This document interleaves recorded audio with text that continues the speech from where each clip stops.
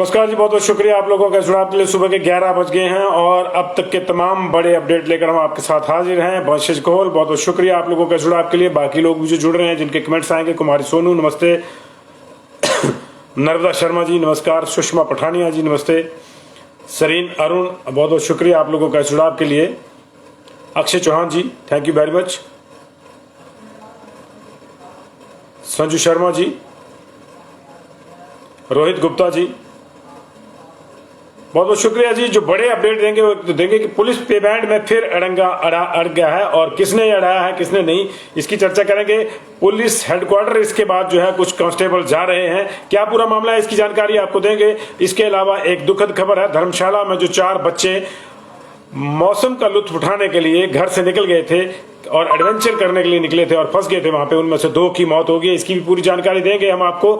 बारिश और बर्फबारी ने सताया है हिमाचल प्रदेश को, 750 सड़कें और 1500 से अधिक ट्रांसफार्मर बंद हैं। कोविड की नई बंदिशों पे आज कोई ऐलान हो सकता है, लेकिन फिलहाल सरकार स्कूल खोलने के मूड में नहीं है और नाइट कर्फ्यू जो है वो हट सकता है। और इसके अलावा ज्यादा रिस्क कोई सरकार लेना नहीं चाहती। एक बड़ी बैठक और आज दोपहर को होनी है, वो है राज्य में सीमेंट के दाम को कम करने के लिए बैठक बुलाई गई है। और इसके अलावा आपको बताएंगे कि किस तरह सड़क निरीक्षण को आया केंद्र का एक और रिश्वतखोर अधिकारी हिमाचल प्रदेश में पकड़ा गया। पिछले दिनों शिक्षा संस्थानों के निरीक्षण के लिए कुछ लोग आए थे, वो धर्मशाला में पकड़े गए थे। अब ये ताजा मामला जो है इसका है। तो ये जो है इस वक्त की जो बड़ी खबर है वो ये है कि हिमाचल प्रदेश में मुख्यमंत्री ने कल संकेत दिया था कि वो पुलिस पे बैंड को प्राथमिकता के आधार पर सुलझाना चाहते हैं और 25 तारीख को ये हमारी सूचना है कि उसकी घोषणा, यानी कल इसकी घोषणा वो सोलन में करना चाहते थे कि 2 साल के बाद ही जो पुलिस के हमारे जवान हैं उनको भी आम दूसरे कर्मचारियों की तरह रेगुलर पेमेंट मिल जाएगा। लेकिन इस मामले में कुछ अफसरों ने अड़ंगा अड़ा दिया। ये इस वक्त की बड़ी खबर है कि अफसरों ने अड़ंगा अड़ा दिया है। मुख्यमंत्री पर दिलचस्प चीज देखिए, मुख्यमंत्री चीजों को देना चाहते हैं और अफसर है कि अभी भी इफ्स एंड बट्स कर रहे हैं और सारे अफसर जो हैं वो बड़े अफसर सेक्रेटरी लेवल के वो बड़े बाबू अड़ गए हैं। ऐसी स्थिति में अब आनन फानन में कांस्टेबल्स का एक प्रतिनिधि मंडल अब से थोड़ी देर में डीजीपी को मिलने जा रहा है और उनको जो है एसपी रैंक के 1 या 2 अफसर जो है वो लीड भी करेंगे वहां पे, ताकि प्लीड किया जाए पूरे मैटर को डीजीपी के साथ। ऐसा डीजीपी साहब ने पहले ही जो है वो स्पष्ट कर दिया था कि हम चाहते हैं कि 2 साल के बाद ही जो है इनको रेगुलर पे बैंड दे दिया जाए। और दिक्कत अब इसलिए भी ज्यादा आएगी क्योंकि नया पे कमीशन मिल गया है। अब नए पे कमीशन के तहत जो उनका अगली पे फिक्सेशन होनी है वो पुराने पे बैंड पे तो होने नहीं है। अगर उस पे होती है तो उनको और नुकसान होगा। नुकसान वो ऑलरेडी झेल रहे हैं क्योंकि वो नौकरी कर रहे हैं रेगुलर और पैसा उनको मिल रहा है एक मुश्त अनुबंध की तरह, पूरा पैसा नहीं मिल रहा है। जिस कांस्टेबल को जो है 40,000 के आसपास मिलना चाहिए उसको अभी 25-26 मिलता है, उसमें से भी कट जाता है। तो ये सारी चीजों को लेकर एक कमेटी बनी थी। उस कमेटी ने रोते धोते जो है उसने अपनी एक रिपोर्ट दी थी। जो रिपोर्ट उसको 1 हफ्ते के भीतर देनी थी वो 1 महीने के बाद दी, लेकिन उस रिपोर्ट में तमाम चीजों का उल्लेख जो था वो कांस्टेबल्स के पक्ष में था। 2015 से बाद के वाले जितने भी कांस्टेबल्स हैं जिनकी ये प्रॉब्लम है बेसिकली 5500 के आसपास है, वो रिपोर्ट कमेटी के उनके पक्ष में थी। और उस रिपोर्ट में साफ लिखा था कि किसी भी राज्य में इस तरह की व्यवस्था नहीं है और किसी भी राज्य में उनको अनुबंध के तरह जो है ट्रीट नहीं किया जाता है। इसलिए डे 1 से वो रेगुलर हैं और उनको रेगुलर पेमेंट दिया जाना चाहिए। अब ये दूसरा मामला है कि हिमाचल प्रदेश में 2 साल का अनुबंध सबको लिए लिया जाता है। ये प्रोबेशन कह लीजिए, अनुबंध कह लीजिए, 2 साल तक रेगुलर पेमेंट नहीं मिलता, उनको एक रेट जो है वो सैलरी मिलती है। तो सरकार इसको 2 साल कर सकती है, जबकि 8 साल था। पुलिस के साथ 8 साल हो रहा था, बाकियों के साथ जब 6 था, फिर 5 हुआ, फिर 3 हुआ, फिर 2 हो गया। लेकिन इनके साथ 8 था, 8 है और अभी को पता नहीं है कि कब 2 होगा या 3 होगा। ऐसी स्थिति में कई इफ्स एंड बट्स आए। पहले जो है नीचे से कुछ रैडर लगाने की कोशिश हुई कि नहीं जी 4 साल कर दीजिए, कि नहीं जी 5 साल कर दीजिए, उनसे पार निकला मामला। तो अब जाके जब मुख्यमंत्री ने कल खुद बैठक में कह दिया कि इसको सुलझाना है और मुझे इसकी घोषणा करनी है, ये हमारी सूचना है अंदर की, तो अब कुछ सेक्रेटरी लेवल के अधिकारी जो अड़ गए हैं कि नहीं हम इस पे नहीं देखते हैं। अब वो कौन है कौन नहीं ये बताने की जरूरत नहीं है, क्योंकि इस तरह के मामलों में कितने सेक्रेटरी लेवल के अधिकारी इन्वॉल्व होते हैं वो आपको हमसे ज्यादा पता है। लेकिन बड़ा सवाल ये है कि वो क्यों अड़ रहे हैं।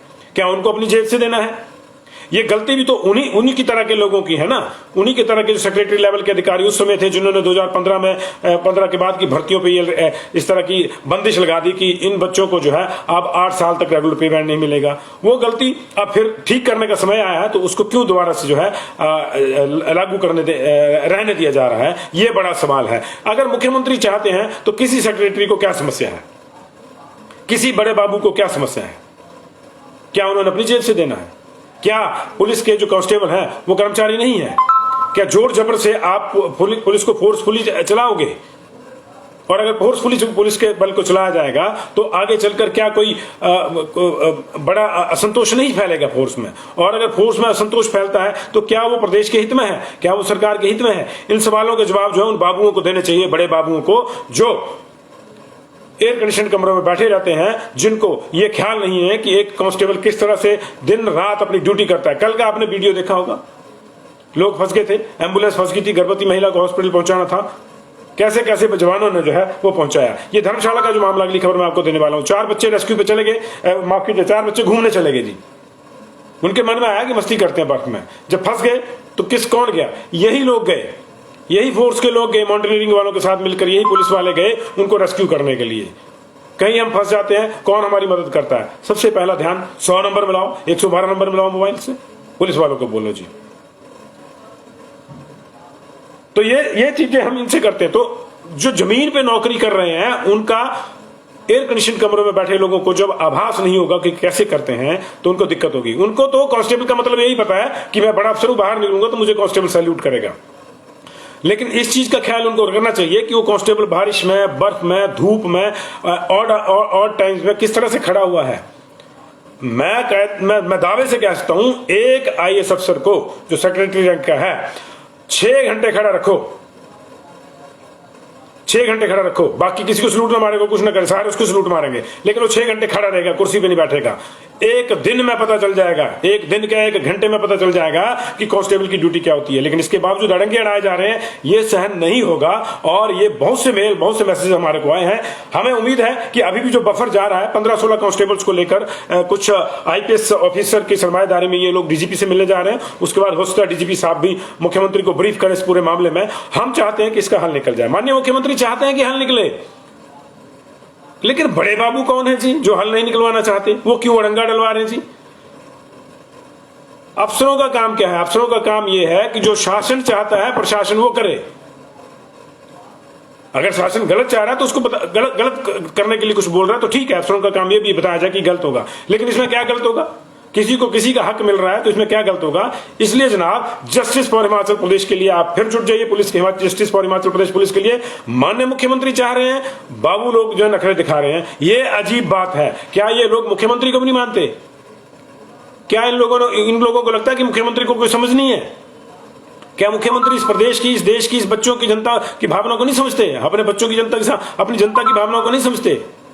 बिल्कुल समझते हैं, लेकिन ये जो बड़े बाबू हैं वो नहीं समझते। इनको आम आदमी की भावनाओं से, आम कर्मचारी की भावनाओं से कोई लेना देना नहीं है। ये पे फिक्सेशन वाला जो चक्कर चला हुआ ना, इन्हीं बड़े बाबुओं की वजह से चला हुआ है। साफ है, पंजाब जो कर रहा है आप करते हैं, तो पंजाब ने जो किया आप कीजिए, लेकिन बड़े बाबू ने वहां भी अपनी कलम हिलाने की कोशिश करी, इसलिए कर्मचारी आंदोलन पे है। आंदोलन जब होते हैं तो समस्या किसको होती है? सरकार को होती है। सरकार चाह रही है कि हमने चीजें साफ करनी है, हमने चीजों को सामान्य करना है, हमने चीजों को सही करना है। बड़े बाबू अड़ंगा अड़ा रहे हैं, इसलिए पुलिस वालों के लिए एक बार फिर से जुट जाइए जी। आज क़यामत का दिन है, क़यामत की रात है। माननीय मुख्यमंत्री से हमारा आग्रह है कि आपने जो सोचा हुआ है वो कल आप कर दीजिए। मुख्यमंत्री जो कहता है बड़े बाबुओं को वो करना पड़ता है। बड़े बाबुओं के कहने से मुख्यमंत्री चलेंगे तो विपक्ष वाले तभी तो कहते हैं कि अफसरशाही हावी है। अफसरशाही को हावी ना होने दें।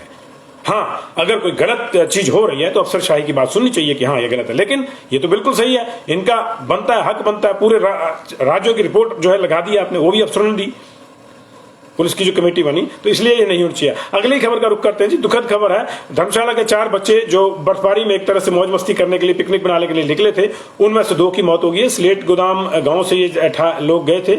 एक 18 वर्षीय रोहित पुत्र राजकुमार थे, 17 वर्षीय सत्यम पुत्र सागर, 16 वर्षीय रोहित पुत्र परमजीत और मोंटी धीमान पुत्र ये नूरपुर के निवासी थे। ये और 3 जो स्लेट गोदाम के थे, ये जो है राइजिंग स्टार है टॉप के लिए निकले थे। रात वहीं गुजार रही थी। जब इनसे संपर्क नहीं हुआ तो फिर इनकी ढूंढ मची। कल रात को 2 लोगों को जो है रोहित पुत्र राजकुमार और सत्यम को जो है धर्मशाला लाया गया था कल रेस्क्यू करके, लेकिन रोहित पुत्र परमजीत और मोंटी धीमान की जो है ठंड से मौत हो गई।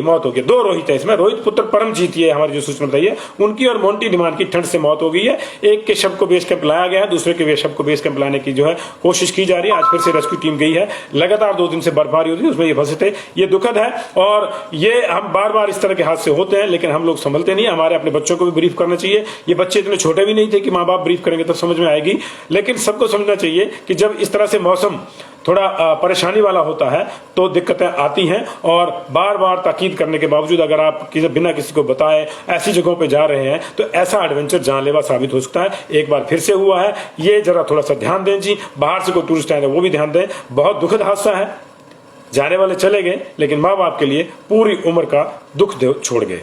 और किस लिए कि महज बिना किसी की सलाह के 4 लोगों ने जोश जोश में ये फैसला किया कि हमको वहां जाना है, हमको नाइट आउट करना है वहां पे। अरे इतनी भारी बर्फबारी गिरी रही है, लोग घरों के अंदर ठिठुर रहे हैं, आपको क्या नाइट आउट मनाने की पड़ी है? एडवेंचर कहीं और भी हो सकता है। एडवेंचर के चक्कर में अपनी जान जोखिम में ना डालें, और अपनी जान जोखिम में डालकर अपने परिवार वालों के लिए ताउम्र का नासूर ना दें। ये हमारी सबसे रिक्वेस्ट है। ये दुखद फरियाद है जी, दुखद जो है खबर है, और हमारी फरियाद है कि जरा इस पे ख्याल रखें जी सारे के सारे।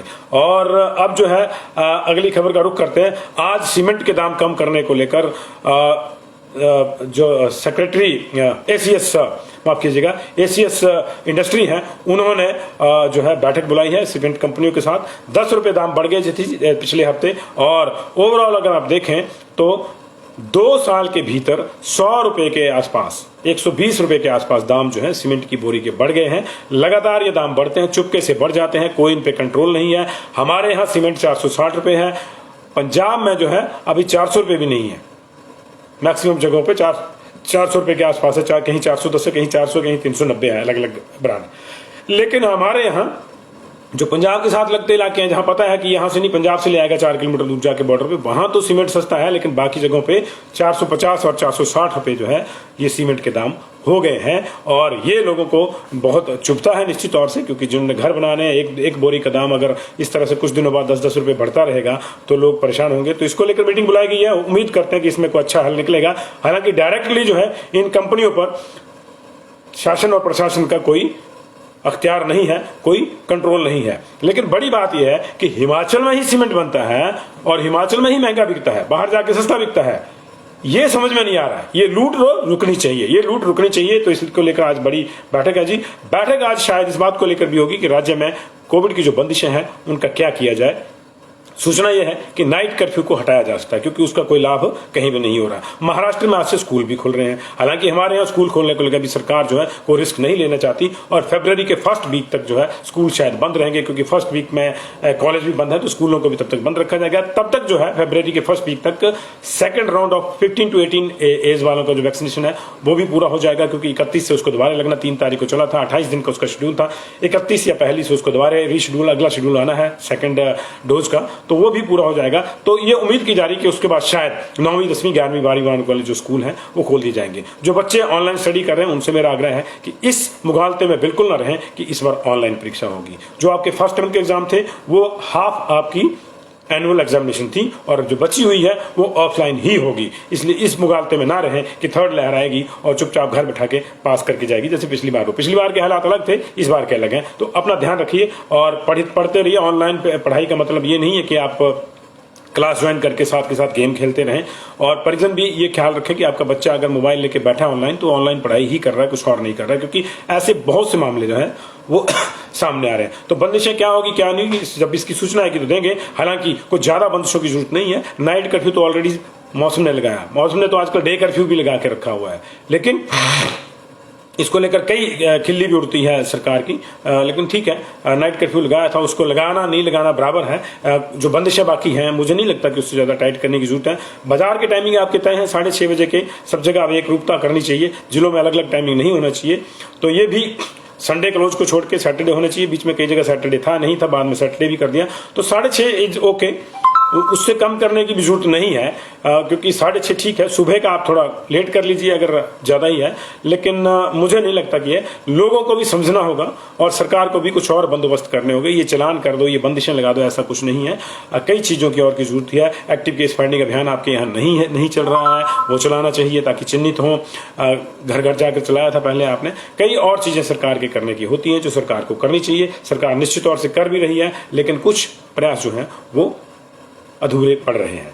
और आप देखिए जब पुराने दौर थे, पहला और दूसरा दौर, जहां कहां नहीं सैनिटाइजेशन करवाई सरकार ने, लेकिन थर्ड वेव के दौरान क्या आपको याद आता है? मुझे तो मैंने तो कहीं देखा, अगर आप में से किसी ने देखा कि उसकी पंचायत में, उसके गांव में सैनिटाइजेशन करने के लिए कोई गवर्नमेंट की टीम आई हो, तो मुझे भी बताइएगा। ये बड़ा मेरे को सुखद आश्चर्य होगा। जगह जगह मास्क बंटे, सैनिटाइजर बंटे। अब थर्ड वेव में क्यों नहीं बंट रहे? ये भी सरकार का काम था। क्या सारा के सारा सिस्टम जो है समाज सेवियों पर छोड़ दिया जाना चाहिए?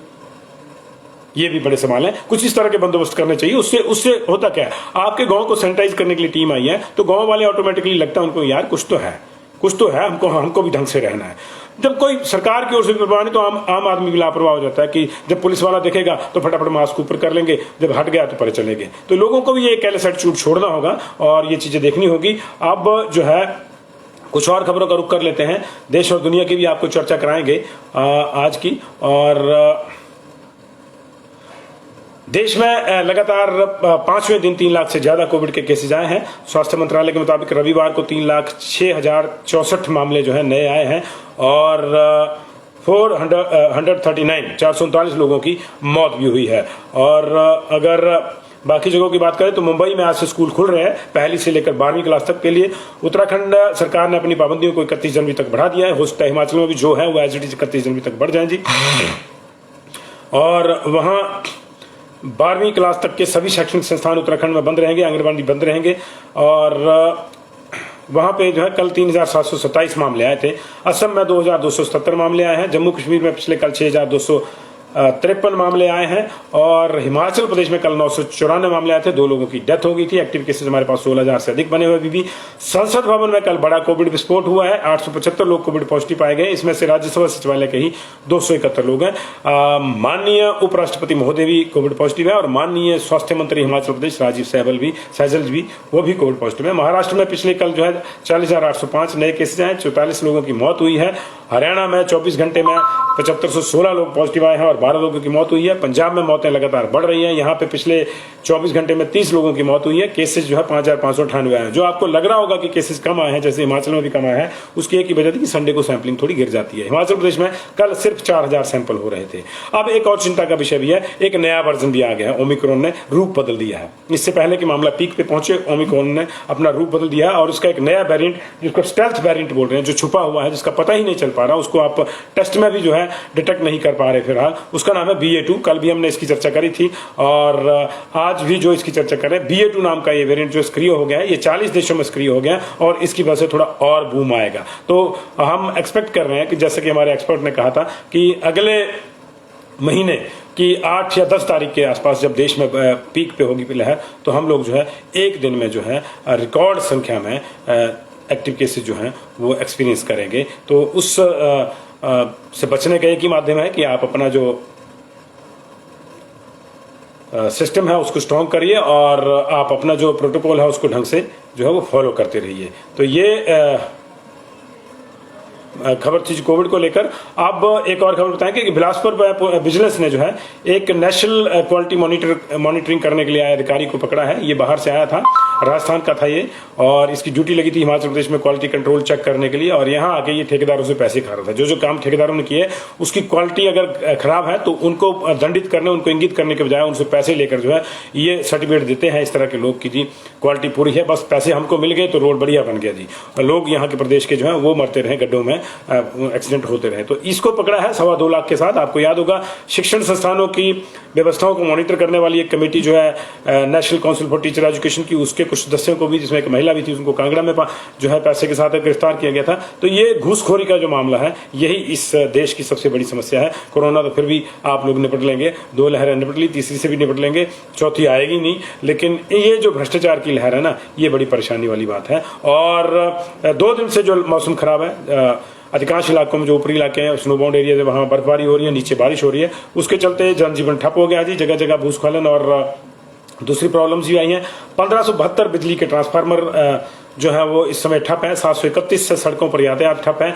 HRTC के 550 रूट जो है मौसम की वजह से परेशानी में है, और 200 के आसपास रूट जो है, 200-250 के आसपास रूट जो है वो कम सवारियों की वजह से ठप हैं, और 50 जो है उनके ड्राइवर कंडक्टर जो है अब तक कोविड पॉजिटिव आ चुके हैं, तो कुछ रूट उनकी वजह से बंद है। तो लगभग जो है HRTC के 700-800 रूट जो है वो प्रभावित हैं आज की डेट में। तो इन चीज़ों का ध्यान रखें। हालांकि ये जो हैवी बर्फबारी है ये बागवानी और किसानी के लिए नेमत है। तो बहुत बहुत शुक्रिया जी। तो पुलिस वालों का मामला अभी थोड़ी देर में DGP हेडक्वार्टर पहुंच रहा है। क्या होता है क्या नहीं होता, हम आपको लगातार इसकी जानकारी देते रहेंगे, क्योंकि कुछ सेक्रेटरी लेवल के अधिकारी ऐसा बताया जा रहा है कि वो अड़ गए हैं कि पुलिस वालों का पेमेंट नहीं बनता। इसी बीच में एक बड़ी खबर यह भी आई है कि जो धमकियां मिल रही थी आत्मदाह की या दूसरी चीज़ों की जो है कल 25 जनवरी वाली और 26 जनवरी वाली परेड को लेकर, उसको लेकर थोड़ा अलर्ट हुआ है। 2015 और उसके बाद के जितने भी जवान, चाहे वो बटालियन में चाहे जहां मर्जी हैं, उनको सोलन जिले में तो कम से कम उनको सबको थाने में तलब कर लिया गया है कि जब तक मुख्यमंत्री का कार्यक्रम नहीं होता आप थाने में रहेंगे। देखिए क्या क्या हथकंडे अपनाए जा रहे हैं। इसकी जरूरत क्या है? इसकी जरूरत ही क्या है? एहतियातन उनको जो है बुलाया जा रहा है जी। और 31 जनवरी तक तमाम बंदिशें जो लागू रहेंगी जी। ये आ गई है इस वक्त की खबर जी। 25 और 26 जनवरी के कार्यक्रमों को लेकर भी कहा गया कि 50% क्षमता के साथ ये होंगे जहां जहां गए होंगे। और ये आ गया जी, मामला आ गया। बंदिशें जो है बढ़ गई हैं जी 31 जनवरी तक। हमने कहा था ना कि जैसे वो उन्होंने बढ़ा दिया, उत्तराखंड ने तो बढ़ा दी हैं, तो बंदिशें एक वन लाइनर आया है कि ये 31 जनवरी तक बढ़ाई जाती हैं। ये इस वक्त की बड़ी खबर है जी। 31 जनवरी तक बंदिशें बढ़ा दी गई हैं। तो वही बंदिशें, नाइट कर्फ्यू भी जारी रहेगा, और वो जो 50% के आधार पर दफ्तरों में आना है वो भी जारी रहेगा, और 2 दिन का सरकारी दफ्तरों में जो वीक ऑफ है सैटरडे का, संडे को तो वैसे ही छुट्टी होती है, तो 5 डे वीक रहेगा वहां पे। और बाकी कोई नई बंदिश नहीं है। शादियां, समारोह एज इट इज जैसे पहले थे वो वही बंदिशें आगे लागू हुई हैं। 100 इंडोर में, 300 आउटडोर में। तो अब ये देखना होगा कि कल के कार्यक्रम में जो है कितने होते हैं, क्योंकि वहां फिर 300 वाली नहीं होगी, वहां 50% वाली कर देंगे अपनी सहूलियत के हिसाब से लोगों जब करते हैं। अदरवाइज स्पष्ट है कि इंडोर में अधिकतम 100 और 50% ऑफ द कैपेसिटी, और आउटडोर में 50% of the capacity of the place and maximum up to 300 peoples. तो समारोहों पे भी यही लागू होगा। ये कागजों में कहा गया है। हकीकत में क्या होता है क्या नहीं कल बताएंगे। एक और आपको मैं खबर बता दूं, मैंने आपको बताया कि थाने में बुला लिया गया है सोलन जिला में सभी को। आज शाम तक वो थाने में रिपोर्ट करेंगे जी। और जो है